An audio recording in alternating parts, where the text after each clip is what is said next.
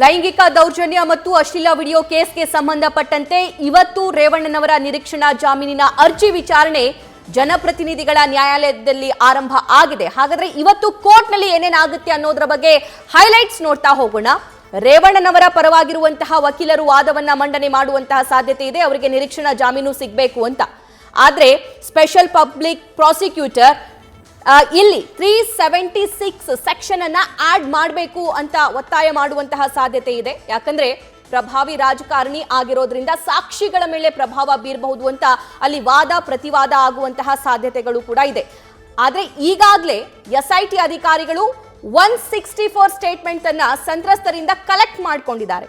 So ಆ 164 statement ಇವತ್ತು court ಅಲ್ಲಿ ಪ್ರೊಡ್ಯೂಸ್ ಮಾಡಲಾಗುತ್ತೆ. ನ್ಯಾಯಾಧೀಶರು ಅದನ್ನ ಕನ್ಸಿಡರ್ ಮಾಡ್ತಾರೆ. ಸೊ ಆ ಸಂತ್ರಸ್ತೆಯರು ಏನೆಲ್ಲ ಮಾಹಿತಿಯನ್ನ ಹಂಚಿಕೊಂಡಿದ್ದಾರೆ, ಅವರ ಮೇಲೆ ದೌರ್ಜನ್ಯ ಎಲ್ಲಾಗಿದೆ, ಹೇಗಾಗಿದೆ, ಎಷ್ಟು ಬಾರಿ ದೌರ್ಜನ್ಯ ಆಗಿದೆ, ಯಾರನ್ನೆಲ್ಲ ಇಲ್ಲಿ ಬಳಸಿಕೊಳ್ಳಲಾಗಿದೆ, ಯಾವ್ದಾದ್ರೂ ಆಮಿಷವನ್ನ ಒಡ್ಡಿದ್ರ ಅಥವಾ ಬೆದರಿಸಿದ್ರ, ಹೆದರಿಸಿದ್ರ, ಯಾರನ್ನಾದ್ರೂ ಕಿಡ್ನಾಪ್ ಮಾಡಿದ್ರ, ಈ ಎಲ್ಲಾ ವಿಚಾರಕ್ಕೆ ಸಂಬಂಧಪಟ್ಟಂತೆ ಸಂತ್ರಸ್ತೆ ಏನ್ ಸ್ಟೇಟ್ಮೆಂಟ್ ಕೊಟ್ಟಿದ್ದಾರಲ್ಲ, ಆ ಸ್ಟೇಟ್ಮೆಂಟ್ ಮುಚ್ಚಿದ ಲಕೋಟಿಯಲ್ಲಿ 164 ಸ್ಟೇಟ್ಮೆಂಟ್ ಆಗಿದೆ. ಸೊ ಆ ಸ್ಟೇಟ್ಮೆಂಟ್ ಅನ್ನ ಇವತ್ತು ಕೋರ್ಟ್ ನಲ್ಲಿ ಕನ್ಸಿಡರ್ ಕೂಡ ಮಾಡಲಾಗುತ್ತೆ. ಈ ಸ್ಟೇಟ್ಮೆಂಟ್ ಈ ಪ್ರಕರಣಕ್ಕೆ ಸಂಬಂಧಪಟ್ಟಂತೆ ಸಾಕಷ್ಟು ಮಹತ್ವವನ್ನ ಹೊಂದಿದೆ. ಕಾರಣ ಏನು ಅಂತಂದ್ರೆ, ಈಗ ಆಲ್ರೆಡಿ 164 ಸ್ಟೇಟ್ಮೆಂಟ್ ದಾಖಲಿಸಿಕೊಂಡಿದ್ದಾರೆ.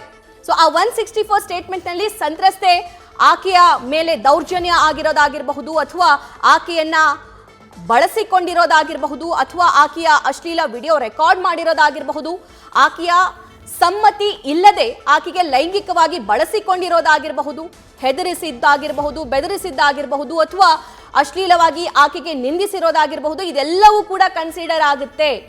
ಸೊ ಇವೆಲ್ಲ ಸ್ಟೇಟ್ಮೆಂಟ್ ಅನ್ನು ಕೂಡ ಮತ್ತೆ ಬದಲಾವಣೆ ಮಾಡೋದಕ್ಕೆ ಸಾಧ್ಯ ಆಗಲ್ಲ.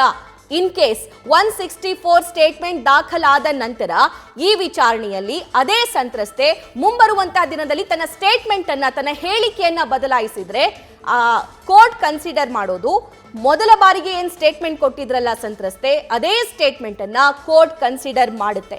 ಸೊ ಇವೆಲ್ಲವೂ ಕೂಡ ಇವತ್ತು ಜನಪ್ರತಿನಿಧಿಗಳ ನ್ಯಾಯಾಲಯದಲ್ಲಿ ಆಗ್ತಾ ಇರುವಂತಹ ಪ್ರಮುಖ ಡೆವಲಪ್ಮೆಂಟ್ಸ್. ನಿಮ್ಗೆ ಸ್ಕ್ರೀನ್ ಮೇಲೆ ಕೂಡ ನಾವು ತೋರಿಸ್ತಾ ಇದೀವಿ. SPP ಜಗದೀಶ್ ಅವರು ಯಾವೆಲ್ಲ ವಾದವನ್ನ ಮಂಡಿಸಬಹುದು? ನ್ಯೂಸ್ ಫಸ್ಟ್, ನಿರ್ಭೀತಿಯಿಂದ ನಿಮ್ಮ ಪರವಾಗಿ.